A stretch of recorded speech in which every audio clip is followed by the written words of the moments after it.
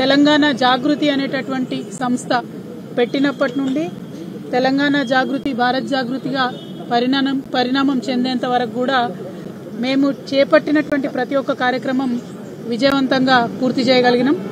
మొట్టమొదటి డిమాండ్ తెలంగాణ ప్రజల పండుగ బతుకమ్మ పండుగను రాష్ట్ర పండుగ హోదా ఇవ్వాలని ఉమ్మడి ఆంధ్రప్రదేశ్లోనే డిమాండ్ చేసి ఉమ్మడి ఆంధ్రప్రదేశ్లోనే బతుకమ్మ పండుగకి రాష్ట్ర పండుగ హోదాను సాధించుకోగలిగినాం. ఆ తర్వాత తెలంగాణ ఉద్యమ సందర్భంలో బాబాసాహెబ్ అంబేద్కర్ గారి విగ్రహాన్ని అసెంబ్లీలో పెట్టాలని చెప్పి అలుపెరగని పోరాటం చేసి ఉమ్మడి ఆంధ్రప్రదేశ్లో ఆనాడు కిరణ్ కుమార్ రెడ్డి గారు ముఖ్యమంత్రిగా ఉన్నటువంటి సమయంలో ఆంధ్రప్రదేశ్ ఉమ్మడి అసెంబ్లీలో అంబేద్కర్ గారి విగ్రహాన్ని ప్రతిష్ఠించుకోగలిగినాం.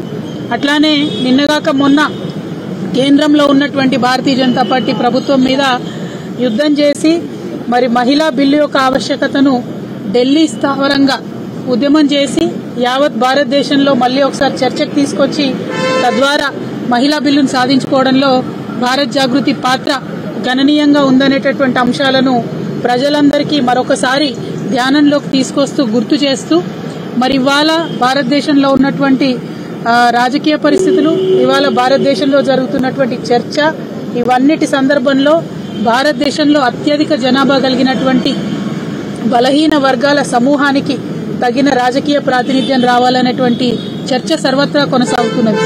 ఇక్కడ ఇప్పుడు తెలంగాణ ఎన్నికల సందర్భంలో కూడా ఇప్పుడు అధికారంలోకి వచ్చినటువంటి కాంగ్రెస్ పార్టీ కూడా 42% మేము లోకల్ బాడీస్ లో కూడా బీసీలకు ప్రాధాన్యం ఇస్తామని చెప్పడం జరిగింది.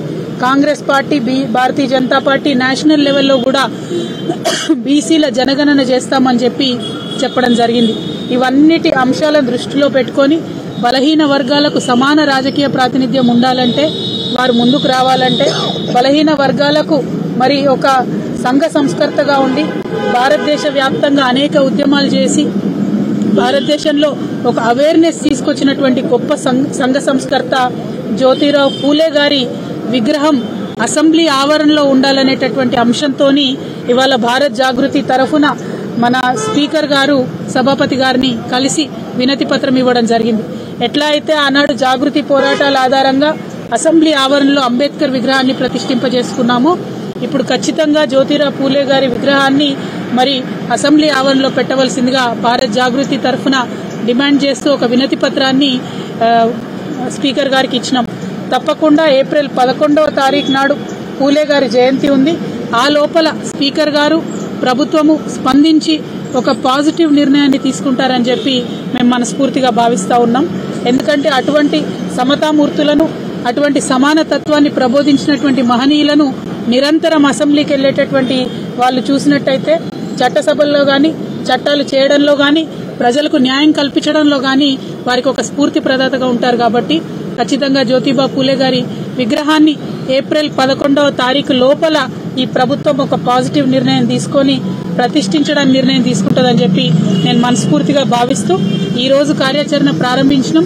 ఇవాళటి నుండి ఏప్రిల్ 11th వరకు కూడా కంటిన్యూస్ గా రాష్ట్ర వ్యాప్తంగా భారత్ జాగృతి ఆధ్వర్యంలో ఇతర బీసీ సంఘాల అందరి ఒక మద్దతుతోని కూడా రాష్ట్ర వ్యాప్తంగా చర్చను లేవదీస్తాం.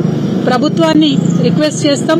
ప్రతి ఊరు నుండి, ప్రతి చోటి నుండి కూడా ఈ డిమాండ్ ప్రభుత్వాన్ని, స్పీకర్ గారిని తగిలే విధంగా మేము చేయడం జరుగుతుందని చెప్పి ఈ సందర్భంగా తెలియజేస్తూ త్వరలోనే మిగతా కార్యాచరణ అంతా కూడా ప్రకటిస్తాం. ఈ రోజు వినతి పత్రం ఇచ్చి వారిని కలవడం జరిగింది. స్పీకర్ గారు కొద్దిగా ఆరోగ్యం కూడా బాగాలేస్తే పరామర్శించడం కూడా జరిగింది. వారు త్వరగా కోలుకోవాలని, మరి జ్యోతిబా పూలే గారి విగ్రహం అసెంబ్లీలో నెలకొల్పడం మీద పాజిటివ్ నిర్ణయం వారు త్వరగా తీసుకోవాలని చెప్పి కోరుకుంటా ఉన్నాను. Thank you. జై తెలంగాణ.